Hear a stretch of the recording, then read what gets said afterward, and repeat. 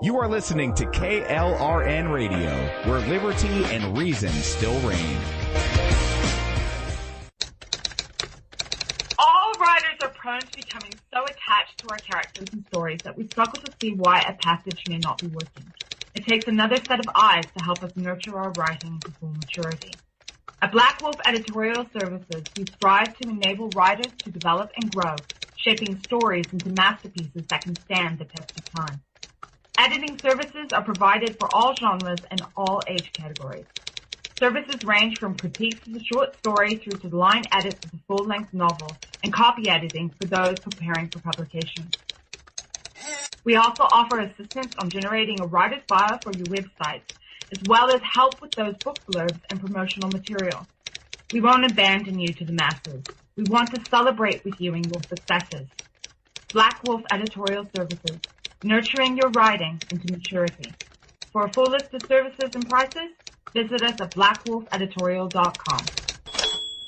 Individuals and businesses with tax problems, listen carefully. Do you feel like you're losing control over your finances? If you owe over $10,000 in back taxes or have unfiled tax returns, we can help you take back control. The IRS is the largest and most aggressive collection agency in the world, and they can seize your bank account, garnish your paycheck, close your business, and file criminal charges. Take control of your tax problems now by calling the experts at Tax Mediation Services and take advantage of the Fresh Start program and new laws that may allow us to negotiate a settlement for the lowest amount possible. Our team of tax attorneys and enrolled agents can stop collections and get you protected so you can take control of your financial future. Tax Mediation Services is accredited by the Better Business Bureau. Call now for a free case review and a price protection guaranteed quote. Call Tax Mediation Services now at 800-610-9050. That's 800-610-9050. 800-610-9050.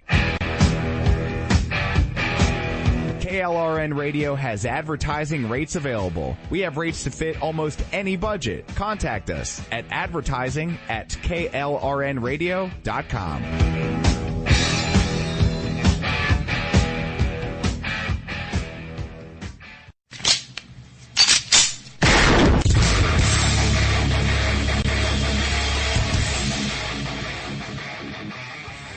This is Slickery Trigger for Rebel Road Tactical. With proper care and feeding, your pistol will be ready when you need it, there to save your life. Shouldn't your gear be that good? Whether you need a holster for comfortable everyday carry or a tough-as-nails holster for your next training course, Rebel Road Tactical has what you need. Check us out on the web at rebelroadtactical.com. Tired of paying outrageous prices for Viagra? Well, we have great news for you. Now you can finally get Viagra at huge discounts. Healthy Man allows you to save up to $500 on Viagra. Why pay U.S. pharmacy prices of $15 per pill or more when you can get Viagra for less than $3 a pill? Call today and get 40 Viagra pills for only $99. This can cost as much as $600 at your local pharmacy. You can't afford not to call us. If you want Viagra at the lowest prices, never pay $15 a pill pharmacy prices again. Get Viagra for less than $3 a pill. Call 1-800-516-7602 today and save up to $500 and get 40 pills for just $99. Healthy Man is fast, easy, and affordable. Operators are waiting at 1-800-516-7602 to take your call right now. Call 1-800-516-7602. That's 1-800-516-7602. Again, 1-800-516-7602.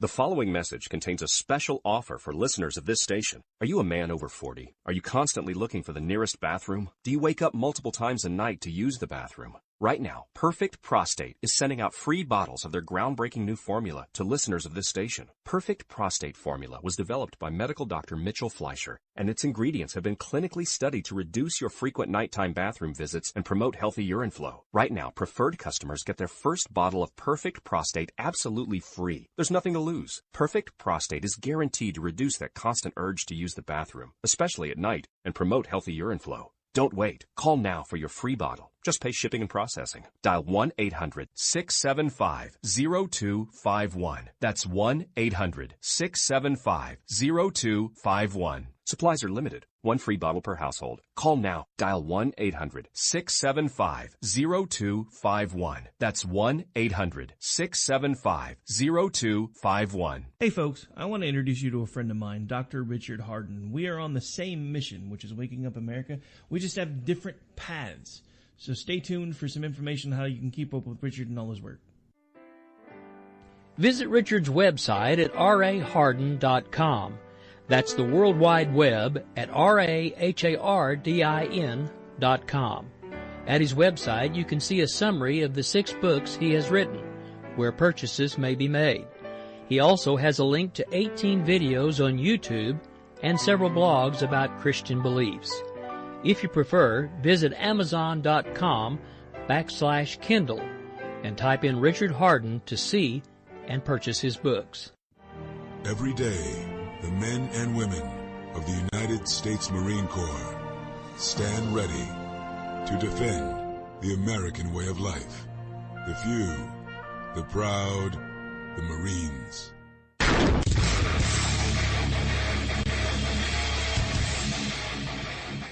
This is Slickery Trigger for Rebel Road Tactical. With proper care and feeding, your pistol will be ready when you need it, there to save your life. Shouldn't your gear be that good? Whether you need a holster for comfortable everyday carry or a tough-as-nails holster for your next training course, Rebel Road Tactical has what you need. Check us out on the web at rebelroadtactical.com.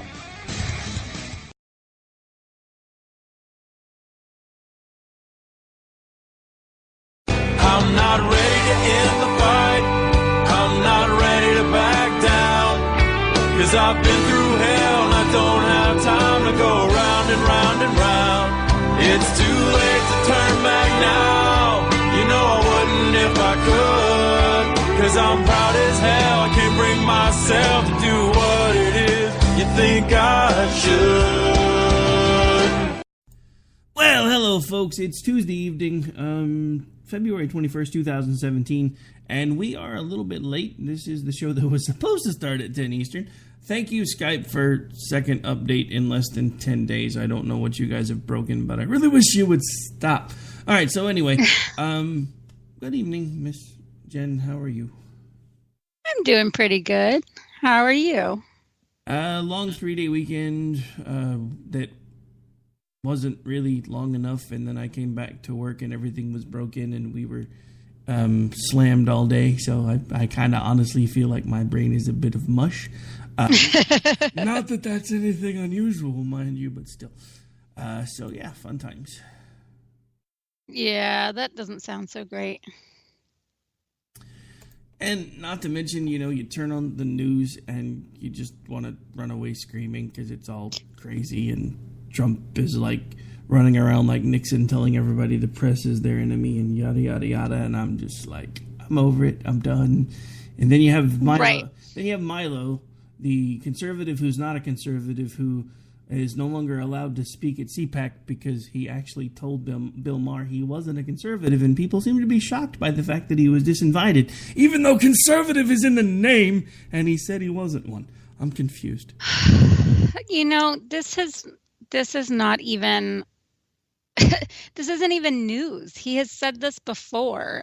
He has found himself aligned with the right on many things, but mostly having to do with political correctness and, you know, issues involving, you know, things that he could speak out against because, you know, the political correctness aspect that he could speak out against because he was, you know, a homosexual. So, but he has maintained for off and on, you know, he's said it periodically over several years that he is not actually a conservative. He just more found a home with people on the right and the ability to have his voice heard. So it doesn't surprise me at all. I mean, I don't know. Honestly, I didn't really know that much about him. I mean, I know he's been in the headlines lately, but I've never really paid that much attention to him. So I honestly have to say I'd never heard him say before I watched the Maher interview that he wasn't a conservative. And then everybody starts freaking out because, like, 2 days after, he says on a talk show on HBO that, hey, you know, I'm really not conservative. I just kind of align with more of their ideals in most cases, especially when it comes to things like free speech. And then everybody's all of a sudden surprised that CPAC, who is one of their big questions always is, are you conservative? Because if you say no, you don't get to go. I mean, you know, I know for a fact that Michael Loftus actually got asked that question because, you know, he's a producer and he works with Hollywood types, and they're like, and so are you actually conservative? And he's like, well, yeah, I'm conservative. And they're like, oh, okay.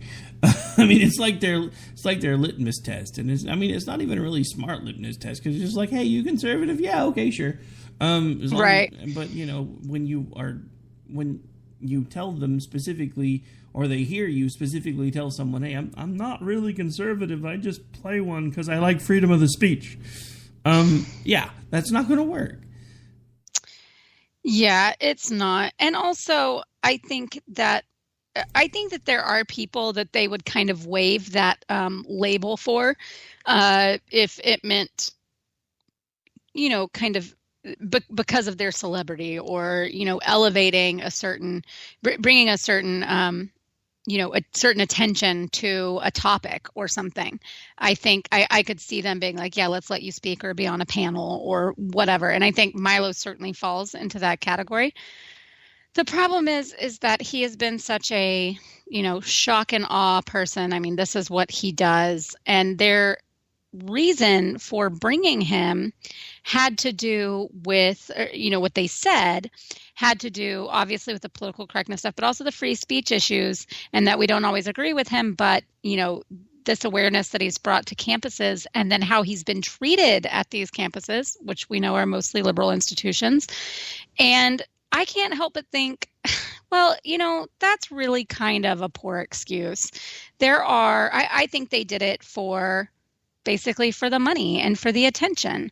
They wanted to be able to have someone that a bunch of people would tune in for.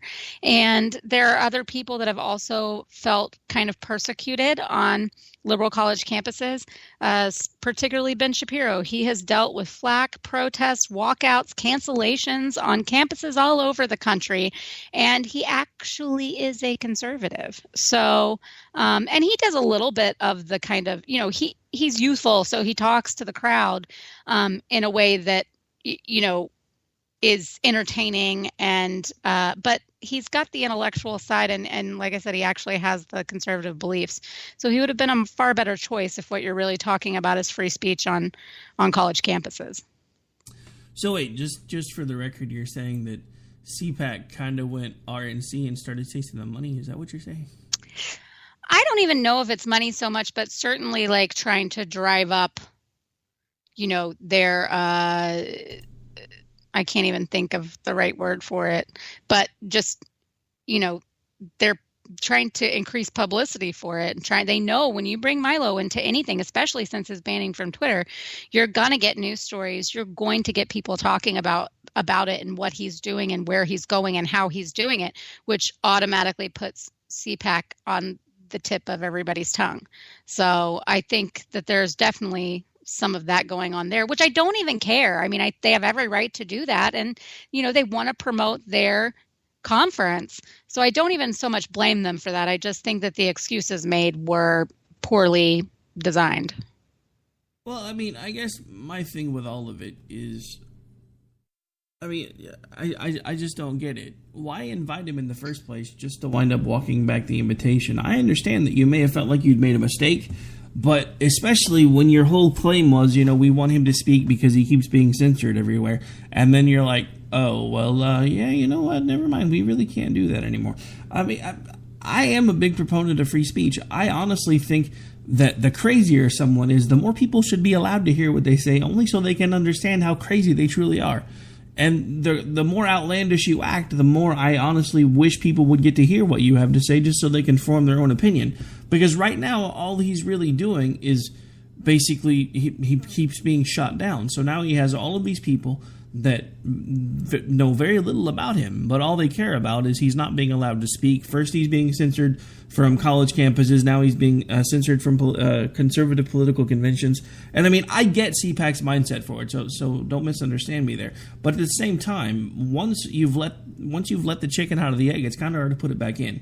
You should have just let him speak, and then basically put some sort of a disclaimer out either before or after that due to the fact that you had found out that he doesn't really align with conservative beliefs. Well, but that wasn't the problem. The problem was the video that came out about him and him, what seemed like him condoning pedophilia. See, I knew there was something else about it, but I hadn't had the chance to see what it was. So there was a video of him condoning. Yes. Yeah, there's a video of him that came out, and now, you know, I have watched as much of it as I can. I've seen a bunch of different explainers about it, and I don't think there's anything to justify about it at all, except for I do think most of what he was talking about is his experience as a young gay man, and he talks about how he was able to consent at 13. And so it seems like he's advocating for a lower age of consent or excusing it in the gay community because, well, this is just the way things are. The older gay men take the younger gay men under their wings, both, you know, in support and also sexually, and then that's okay. And he claims that that's not what he was doing. I don't think there's any way to really spin it, but he tried. And but I do think that he's a victim of abuse. I do think that it is true that he was taken advantage of and abused by adults when he was a young gay man. I mean, as a young gay man. And that can't be excused. But now he is an adult, and he either needs a lot of help if he thinks this is okay and wants to excuse it and thinks it's fine for him to talk about it in a way in which it seems like he's promoting further consensual relationships between minors and adults, or he is, you know, actually, I don't even know, but I'm what I'm trying to say is, I think that he's abused. I think that his mind has forever been warped by the experiences that he has, and he has normalized it and he has justified it for himself. And so now he is rationalizing it for others. And he claims that's not what he was doing. My problem with CPAC is Matt Schlapp comes out and says, you know, about the ACU, that we realize that he has responded on Facebook, but it is insufficient. It is up to him to answer the tough questions, and we urge him to immediately further address these disturbing comments. Okay, so you were maybe going to be okay with it if he had responded in a certain way to your liking? That's not cool. Like, I mean, he just should have been gone, period. Even if he responded and said, I don't even know. But initially what they were trying to say was, or he and his camp were trying to say, and then his defenders were trying to say that it was an selectively edited video and yada, yada, yada. But there's just no way that these comments were spliced together in the way that he said them. So it's really kind of sad. It's one of the first times I've ever felt bad for Milo, because I do think that he went through something that he didn't even realize was wrong at the time, or should be, should not be okay. And he was made to think it was, and that is carried into adulthood for him. And now he says, I do agree with the age of consent as it stands. I was just saying, for me personally, I was ready at 13. And that's just the point of the law, is you're not, because you're still a child. Okay, so just for the record, nobody, gay, straight, hermaphrodite, is ready at age 13. I don't care. Right. The other problem is, and I don't think they're ready with their peers, much less with an adult. I don't think 13 isn't the age, even if you're with another 13-year-old, but that's what I mean. It's not even, you're not even ready then. It's definitely not the age if you're with someone who's above the age of 18. And it's definitely not a good idea. And I have to correct one thing. I was actually aware of the video, but since I kind of stepped in it because I'd forgotten about it before you said something, I just kind of threw myself under the bus so we could get back on topic. But anyway, I don't understand it, really. I mean, how could anyone... I mean, look, I was a kid once, too, and I thought I was ready at 13. I thought I knew everything about the world by age 12. But I can look back at my life now and say that I definitely wouldn't have been ready for that type of an experience, especially that type of an experience with me being a child with an adult. So, I mean, anyone who says otherwise, honestly, I don't know any other way to say it. They obviously have some sort of an issue if they think that it's okay. Even for him to say, well, for me it was okay. No, it wasn't. You just didn't know any better because you were being groomed. And I know this because I've worked with children that have been groomed. I know children that have been groomed, and they didn't even realize it at the time. But that's the thing that nobody understands when it comes to children that are abused. There's all kinds of grooming that goes on. It's not just gay men trying to groom little boys. If there's any type of an inappropriate act between an adult and a child, there is all kinds of grooming, or shall we say brainwashing, that usually goes on first. And that's just the way that it is, because it's the only way that they can make it happen. Because these kids, on some level, when it starts, they know this shouldn't be happening. So they do it in baby steps, and they get them used to it, and they get them accustomed to it. And that's what's happened to him. And I'm going to ruffle a lot of feathers right now, but I have a really sneaking suspicion that if we talk to a lot of the gay men in America right now, they would have a similar story, which is one of the reasons why a lot of us look at this and we look at the things that actually happened in their lives, and we're like, are you sure this isn't some sort of an issue based on something that's happened in your childhood? Now, you can say whatever you want about the fact that I'm asking that question, because that's what it is. It's a question. Was this something that you would have thought about doing before this person singled you out and made you think it was okay and kept coming at you until you consented? In their mind, even though you weren't actually able to consent because you're not old enough. Right.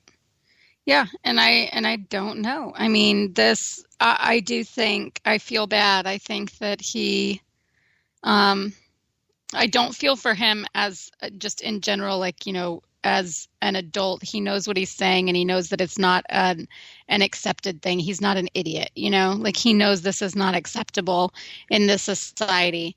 But so he's responsible for his words. But I do feel bad for him in that I think, you know, he was a victim of grooming, of sexual grooming, and of abuse. And so his mind on these things is forever warped. Yeah, no, I mean, I don't really know what else to say about it other than the fact that it's pretty blatantly obvious that, I mean, if somebody can actually just stand up and say, hey, I was ready at 13, maybe other people would be ready at 13 too, which I know that's not really what he said, but that's basically what he implied. Well, because, it was okay for me at 13. No, actually it wasn't. Yeah, it wasn't. Yeah. So, you know, Talked it's just, I thought it was funny that, you know, ACU chairman Matt Schlapp puts out, you know, blah, blah, blah, blah, blah. We can't condone pedophilia or anyone who holds these beliefs, blah, blah, blah. But we realize that Milo has responded on Facebook, but it is insufficient. And I wanted to say right back to him, I find your disinvite and your explanation for it insufficient. It shouldn't have mattered what he said back. I mean, it shouldn't mattered if he explained things. I mean, this just is not a platform for him to use. You just can't have him on your stage. That's the bottom line, no matter how he explained it on Facebook. So that part of it was just kind of silly to me. Yeah, I mean, that's definitely kind of an odd thing for them to say as well. He did respond on Facebook, however. It doesn't really matter how he responded at that point. And the problem is that he tries to backpedal it, and then he puts himself right back in the same situation where he's kind of excusing it or rationalizing it. So he's just not done a very good job until his press conference today, where he very specifically denounced everything. Milo's press conference today, and he resigned from Breitbart over it.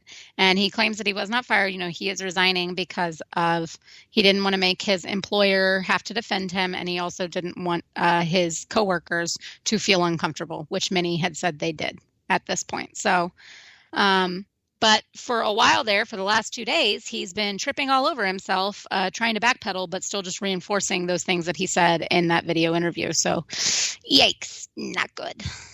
Well, I mean, let's be clear. One of the things that's actually happened since we normalized gay marriage is now we've had all of these other fringe movements coming out and saying, hey, we're people too. One of those groups has actually been, believe it or not, there's actually a group that supports pedophilia. And they are actually out now trying to make people understand that pedophilia is no different than homosexuality. It's not their fault that they were born this way. I actually have seen someone on Twitter get in, and this was several months ago, but it was in like a days-long conversation where they had pointed out the fact that it's not their fault that they're attracted to children. That doesn't make them a pedophile because they freely admit that they're attracted to children. However, they won't act on the fact that they're attracted to children. But my point is, if we're going to start, I mean, what else are we going to normalize? It was my question when we first started having this gay marriage argument, and I understand I'm old-fashioned, and I'm not going to fit in with today's ideal of relationships, etc. And I get that, I understand that. But at the same time, one of the things that I mentioned years ago when this was first starting to become a thing is, where do we draw the line? And everybody said this would be where it stopped. This isn't where it stopped, though, because now that this has been normalized, now we have other people that are coming out and they're saying, hey, I like to have sex with my teddy bear, but I'm normal too. Yeah, and unfortunately, it's kind of like the trans stuff. There's, you start with transgender, then there's transable, then there was trans racist. I mean, where do we stop? It does seem to open kind of a hole. And I think, we just went so wrong in making this gay marriage instead of, like a lot of conservatives and libertarians had argued for a very long time, which was a union and a government contract, basically a contract between two adults with the government, that would have ruled out some of these, the love is love thing.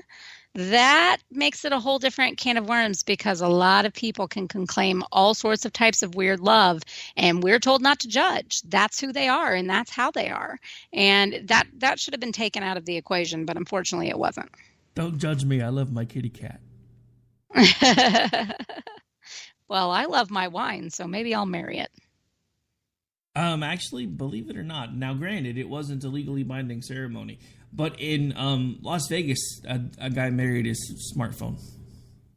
Oh, yes, I saw that. That was interesting. And that was actually his tagline for the whole event, was love is love, and he can't ever be separated from his cell phone, so he thought it would be an interesting gesture and a kind of a jab at society to have a non-binding ceremony where he unofficially married his cell phone. Oh my gosh. So let's talk. Did you see some of the other, I mean, I know that are you still going this weekend? Yes. Are you going to be at CPAC? Okay. Friday and Saturday. Are you going to run right over to the Wayne Dupree panel? No. Okay. How about there's also Bannon. He's going to be appearing. The Sheriff Clark is going to be there on multiple he's going to be a part of multiple events. Obviously, Rance, Trump's going to be there. Mike Pence. This is just the nice little Orange Cheeto party. Well, I mean, what did you expect? He's now he's now basically the de facto leader of the Republican Party, which makes him the centerpiece of CPAC. I will say, though, there are a couple things I'd be interested in hearing, and that I might try to see if I can swing listening to, one of them being the Cruz-Levin Constitution talk. I think that would be really interesting. We're actually going to do everything we can to try to get connected into the lines in there and actually just record that whole thing. Cool. Very cool. But yeah, as far as the Wayne Dupree panel, this will be his second year that he's actually been invited to speak at a panel. I didn't attend last year and don't plan on this year. Bannon, I wouldn't take a leak on him if he was on fire. Now, Sheriff Clark, I don't know. It might be worth at least seeing him. At one point, I did kind of look up to him. He's gone a little crazy, but might be worth at least getting a picture. Who knows?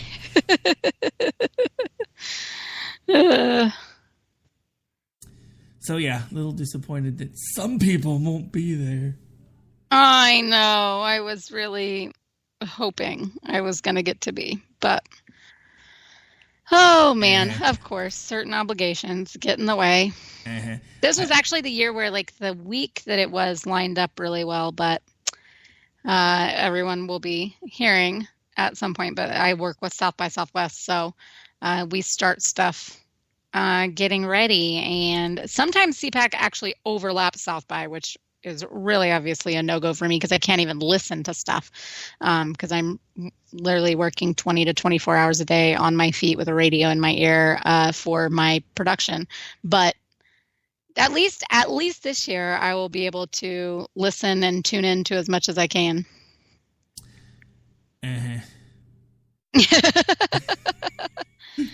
I'm just giving you a hard time. All right, we got to take a break. This is Jen and Rick. We'll be back here in about 4 minutes-ish.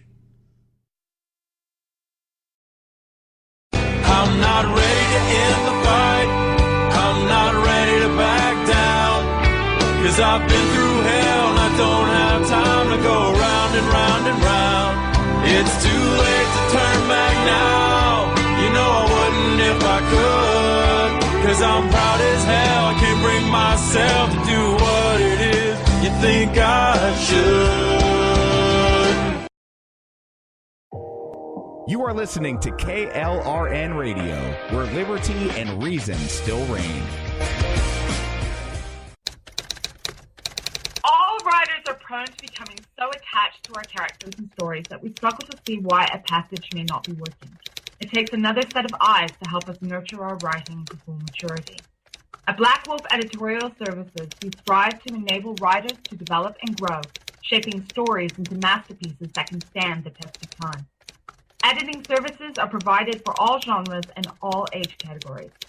Services range from critiques of the short story through to the line edits of the full-length novel and copy editing for those preparing for publication. We also offer assistance on generating a writer's bio for your websites, as well as help with those book blurbs and promotional material. We won't abandon you to the masses. We want to celebrate with you in your successes. Black Wolf Editorial Services, nurturing your writing into maturity. For a full list of services and prices, visit us at blackwolfeditorial.com. Individuals and businesses with tax problems, listen carefully. Do you feel like you're losing control over your finances? If you owe over $10,000 in back taxes or have unfiled tax returns, we can help you take back control. The IRS is the largest and most aggressive collection agency in the world, and they can seize your bank account, garnish your paycheck, close your business, and file criminal charges. Take control of your tax problems now by calling the experts at Tax Mediation Services and take advantage of the Fresh Start program and new laws that may allow us to negotiate a settlement for the lowest amount possible. Our team of tax attorneys and enrolled agents can stop collections and get you protected so you can take control of your financial future. Tax Mediation Services is accredited by the Better Business Bureau. Call now for a free case review and a price protection guaranteed quote. Call Tax Mediation Services now at 800-610-9050. That's 800-610-9050. 800-610-9050. KLRN Radio has advertising rates available. We have rates to fit almost any budget. Contact us at advertising@klrnradio.com.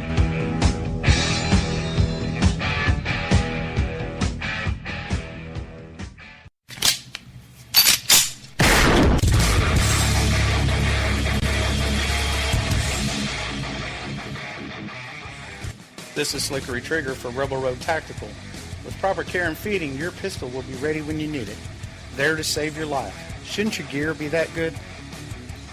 Whether you need a holster for comfortable everyday carry or a tough-as-nails holster for your next training course, Rebel Road Tactical has what you need. Check us out on the web at rebelroadtactical.com. Tired of paying outrageous prices for Viagra? Well, we have great news for you. Now you can finally get Viagra at huge discounts. Healthy Man allows you to save up to $500 on Viagra. Why pay U.S. pharmacy prices of $15 per pill or more when you can get Viagra for less than $3 a pill? Call today and get 40 Viagra pills for only $99. This can cost as much as $600 at your local pharmacy. You can't afford not to call us. If you want Viagra at the lowest prices, never pay $15 $3 a pill pharmacy prices again. Get Viagra for less than $3 a pill. Call 1-800-516-7602 today and save up to $500 and get 40 pills for just $99. Healthy Man is fast, easy, and affordable. Operators are waiting at 1-800-516-7602 to take your call right now. Call 1-800-516-7602. That's 1-800-516-7602. Again, 1-800-516-7602. I'm not ready to end the fight. I'm not ready to back down. 'Cause I've been through hell and I don't have time to go round and round and round. It's too late to turn back now. You know I wouldn't if I could. 'Cause I'm proud as hell. I can't bring myself to do what it is you think I should. Helps if I hit the button. All right, folks. Now that I've actually found the mute button, we're back. How is everybody doing? Hope everybody survived that commercial break. You know, there's been an interesting development breaking out on my Twitter feed while we were at commercial. I thought it might be something interesting to talk about. And that's kind of the comparison about what happened on the right when we found out that someone had said something that made it sound like they may or may not have been endorsing pedophilia, and then the left when it comes to Lena Dunham and all the information that's broken out with her. Because she's basically been embraced and praised and lauded by the left, and we're catching crap because we're like, yeah, we don't want that over here. Thank you. I'm confused. Yes. Also, by the way, yeah, and no one pulled her book deal, but never mind about her putting pebbles in her little sister's vagina and enjoying playing with her and touching her. That got printed and just lauded. I mean, everybody just fawned over her for it, and they had her on all the talk shows and yada yada. Anyways, you know, that's their deal. They are sick, and I'm glad that we're not condoning it the way that they do. However, there are people on my feeds that have been condoning it, and I've been unfollowing or blocking because I just can't with that. You don't get to do the media spin thing here. It is what it is, and I hope he gets help. But I was also going to say that the other thing that they ignored and they, you know, there was a lot of reading and retweeting of was, do you remember there was a series or more kind of a topic thing that one writer wrote about frequently, which was about pedophilia and kind of trying to normalize it and making cases for it just being a different kind of, basically just a different kind of love. And, you know, it's another valid thing and feeling that humans go through, and they defended throughout history some of this. And anyways, that author's articles that all concern pedophilia, which were at least 2 or 3, are all gone. So since Salon started criticizing Milo about his video, they took down and deleted all of those articles, which have been up for the last 2 years. Que interesante. Better late than never. But, you know, it just shows you the hypocrisy. He aligns himself with the right, and they take him for right. So they want to excoriate him and make a monster out of him. But they applauded someone in their own ranks who wrote about pedophilia and how it's not so bad after all, whatever that means, because it's certainly not true. And that was all okay, and we just all need to listen and understand and be more open-minded. But when it's someone they think that they can demonize on the right, they jump at the chance and erase the evidence of them ever having even toyed with the idea that it was acceptable. Well, yeah, that's because, you know, once you start throwing stones, you got to reinforce your glass house.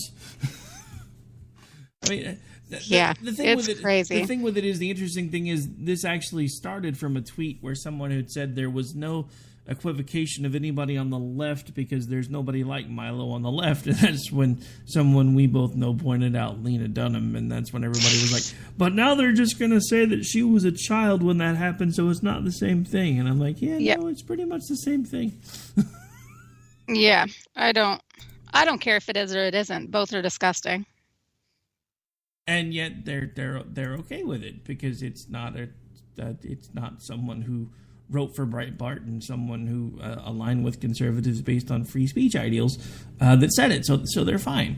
I mean, but this goes back to the same thing that we've been talking about for most of this year and probably most of last year, is the double standard. And each side is bad about it in their own ways, where it's okay as long as it's our side, and it's not okay if it's the other side. Now, there are a select few of us on the right that are still like, no, it's not okay. I don't care whose side you're on. That's just wrong. But there are becoming less and less of those because, like you said, I have seen plenty of people that ever since the whole Milo disinvite, if you say one thing, oh, you're just a cuck. No, I'm going off of the fact that, first of all, he said he wasn't conservative. Second of all, he actually admitted on video that he thought this might have been okay because he himself was supposedly ready at a very young age. And I'm sorry, I'm not going to condone that. Right. Yeah, it doesn't matter what he meant or how any of that goes, what way you want to spin it. It's just, I'm not going to be okay with it. I'm just not. So, period. We need to figure out another way to say that because you just sounded an awful lot like O'Reilly with the no spin zone, but we can't say that. So. Well, have you heard about, let's switch gears a little bit here to some other sort of outrage that is actually absurd. Have you heard about Representative Grace Ming, who said that our laws period shame women, so she wants to change them. And the Women's March quote tweeted her and put up, "We cannot stop until we reach real menstrual equity for women and girls everywhere." Menstrual equity. What? Okay. What? So hang on. I'm going to stop you right there. As a guy, I'm going to defer to you. What the is menstrual equity? Because I don't. What does that even mean? I needed to know that too. It basically it's about not being able to afford pads or tampons, and some of what they're talking about is, the homeless who have to face their period in public, and it is so bizarre. I don't know why, but now they want there to be no sales tax on tampons, eventually leading to being able to get them for free, of course, because everything needs to be for free. But this is like, it's so crazy. Like, but as great as the advocacy has been to eliminate tax on tampons and pads, menstrual equity issues run much deeper. Many women and girls across the country struggle with more than just the cost. Well, they don't really say what do they struggle with more than the cost. So it's like it's not enough for low-income women who cannot afford menstrual products on their own and can only get them through food pantries. It's not enough for the female inmates and homeless women who are denied these products or have them rationed. Can you imagine being told you can't have any more pads even though you still are on your period? I mean, this is so crazy. So she's introducing the Menstrual Equity for All Act of 2017. For all? I'm sorry. What does all mean? What does that word mean? So wait, is she saying I get menstrual equity too? Wait, I mean, what? Yes. So wait, I get free tampons? Yeah, I'm like, no, this is menstrual equity for women, but also what? How is this even equity? Anyways, so this is the first legislation in Congress to deal with menstrual hygiene product access. Here we go. That word they love, access, healthcare access, menstrual hygiene access. It has 5 different parts aimed at addressing all of the issues. So it's about prison inmates, homeless people, and low-income people. And it's just... I don't know. I can't even wrap my head around it. But it says, my bill would require each state to give female inmates and detainees as much tampons or pads as they need, whenever they need them at no cost. It goes on and on about all of these numbers that you need and why and the access to them and can you get them and how embarrassing it is to basically live as a woman and not be treated fairly because you don't get your free tampons. I don't know. It is crazy to me. So and there's a video and she's like screaming about this. So my take was, please stop making a mockery of women and feeding the stereotype that we are hormonal, irrational beeps. Hey, it rhymes with witches. Miss Meng, I think Hank Hill has a statement for you. Just when I think you've said the stupidest thing ever, you keep talking. Exactly. So that is one of those, and I can't even tell you how many people on my feed were like, "What the heck is menstrual equity? This makes no sense. Equity? Calling it menstrual equity and then saying for all? No, you mean for certain people. It's not even just women. They mean for certain groups of women. So it's not for all, and it's not equity. But can you even argue that this is something that I don't know? I think she might have actually meant menstrual equality, but at the same time, you can't. Yeah, but the bill says equity. The bill says menstrual equity. Well, no, I know what the bill says, but oh man, we never claimed that people that are looking for menstrual equality were going to be smart enough to spell. But I don't even know if but menstrual any of it. What does that even mean? It doesn't even make sense. Neither way, it doesn't make sense either way. But that's not what this is about. This isn't about making sense. This is about the feels. Because the more things, this is what the left does. They offer people things for free because they get them ramped up about an idea. And if I vote for these people, then I'm going to get free college, and I'm going to get free this, and I'm going to get free coffee every day, and I'm going to. And that's what they do. The more things they offer them for free, the more people that they can get excited about voting for them. And at this point, that's really all they have left. Because, I mean, look at it this way. In 2008 and 2012, the Democratic Party looked like and I'm saying this as a conservative, and I'm going to well, actually, you know what? Screw it. I'm going to piss people off, but I'm going to say it anyway. In 2008, 2012, the Democratic Party looked like the party of the future. They were the one that were highlighting the people that were different in their party. They were focusing on them. They were running a black person for president. And then 8 short years later, they brought out the Crypt Keeper and Uncle Speedo. I mean, how do you do that? You go from, accusing the Republican Party of being the party of old rich white people, and yet your two choices by the time before it got down to one were two old rich white people, and really old rich white people to boot. I mean, how does that work? I don't even know. How did they get here? How? Yeah, I mean, but they always have to focus. They have to focus on there is not equality that is wanted. They want special interest groups, and they want special classes, and they want those people to get more than what others get. And it always hinges. They want diversity. They don't want, let's not see color. No, they want to see color. They want to see gender. They want to see religion. They just choose which genders, which races, and which religions are preferable in their view, and which can be more politically expedient. Hey, wait, and that's the bottom line. I just thought of a way this menstrual equity thing might work for me, because that means like 1 week a month I can be a total ass and just blame cramps. Well, I was wondering if we're going to make men bleed for 5 days a month now, and then we have to pay for their bandages. But who gets to cut them is what I want to know, because I'll volunteer for a few. Oh, Jess just signed up for the I'll cut a bitch crew. He's like, come here, I'll gut you like a fish, boy. How do you like it? I have a few people in mind. Don't worry, you're not on the list. Good. Oh. Anyways, so menstrual equity. There we have it. It's a thing, apparently. Hey, I just want to be able to have a total meltdown for a week out of the month and blame cramps. I mean, so if that gets me that, then hell, you know what? I may even vote for her.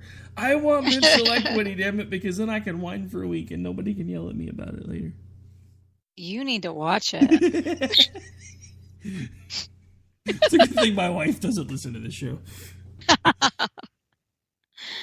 Oh, man. All right. Well, believe it or not, we're getting pretty long in the tooth at this point. Sure. So, I mean, there are some other things going on in the news. I've been trying to stay away from the Trump news because it's confusing and it makes my head hurt. but apparently he's been talking off the cuff again. Not to mention the fact that this is one thing that I did want to talk about. He actually held a campaign-style event in Florida this past weekend. I seem to remember him making fun of another president for continuing to hold campaign-style events after he was elected. Does anyone else remember that? I can't figure out what this was really for other than to once again feel the love and adoration of the fanfare of a crowd, rallying to his support. I don't know. It's changed. And, like you just said, we all criticized the ongoing campaign Obama ran throughout his entire presidency. So this is annoying. It's just annoying. And what was the whole point? The only thing that he really did was get out in front of the American people and talk about how he would prefer to hold events like this because then he can come straight to the people. And then he spends the whole time talking bad about the press. Yeah. Which, and I'm so sick of him complaining about them, and I'm sick of the press whining about him complaining about them. So I'm kind of really just tuning them both out at this point because I don't really care, and it's all crap anyways. But that wouldn't be the thing I would use for my time there. But I guess it also is still the kind of thing that his base is craves and that they just go nuts for. They just love it when he rips into the press. And so maybe that's the only way to just kind of keep them cheering and nodding and not worrying about anything else. It's all he's got left. He hasn't repealed or replaced Obamacare yet. The wall isn't in progress yet. So, really, the fact that he gets irritated at the press and rips them a new one, it's all he's really got left from his campaign. Look, I like some of the things that he's done. I like some of the appointments that he's made. I think Scott Pruitt as the EPA director was a really smart move. But when it comes right down to it, all he's really done is the same thing that everybody yelled at Obama for doing. It's been a lot of executive orders, a lot of unilateral decisions, and not much going through Congress yet. Right. And honestly, that I don't even think this matters so much. It only matters because who he is and the promises he made. In general, the first 100 days and not getting every campaign promise rolling doesn't really matter to me. I don't think that that's that big of a deal. But when you have someone like Trump who has proclaimed the things that he has and where there's been so much controversy surrounding those promises, I think it's and a base that is so tired, supposedly, of do nothing Washington and do nothing Rhino Republicans, it does matter. So he's got to do something to keep reinvigorating them. And the best thing he can do is just keep talking crap about the press. Oh, yeah, I don't know actually much of anything that he's doing other than like you said, trying to hold on to it to his base, because it's really the only thing that an event like this past weekend would have done was reinvigorated the folks that already voted for him anyway. He's not really done anything to bring anybody to his side of the argument, and it's not like he hasn't had the chance to do it. And again, I get it. It's only been a month, but at the same time, when you tell everybody these are the things that we're going to do within the first 100 days, and one of the first things I'm going to do as soon as I have myself behind the desk is repeal and replace Obamacare, and we're a month into your administration and nobody's even really talking about that yet because nobody knows what to do with it. That's part of what concerns me. Now, I know he's done a couple of things to mitigate it. Like I heard he signed an executive order that actually is, for the moment, doing away with the mandate until they figure out what they're going to do, and also to try to mitigate some of the tax issues. But at the same time, this wasn't what he said he was going to do. And there have been other things that he has done that everybody's just kind of looking at it, scratching their heads, going, what in the world is he doing? And then he takes to the airwaves and bashes the press and takes to Twitter and picks fights with other countries. There's this whole thing where during his apparently unscripted, unplanned, or unprepared marks over the weekend, he had made some sort of a statement about Sweden that actually led Sweden's leader to come on Twitter and say, what is he smoking? Which I thought was interesting because now we have other countries pulling the Donald on Twitter. Yeah, it is funny. And that's one of the things that I've talked about all along. Our elections have permanently changed in the face of what's happened under this election cycle, because it's now basically it's going to be reality TV. And our elected officials are going to be using social media more and more and more to bring their unfiltered message to the public, which would be a good thing if it wasn't somebody that already didn't have a filter. Because when you just turn somebody loose that can't even filter their own thoughts onto a Twitter account, it's usually a bad thing. Oh, I know. I mean, and I think you're right. This is just kind of the new normal. Yeah, kind of like this whole pedophile or people too. It's going to be the new normal. Yep, unfortunately. Whether we want it or not, they're going to try to make it happen. Yep, absolutely.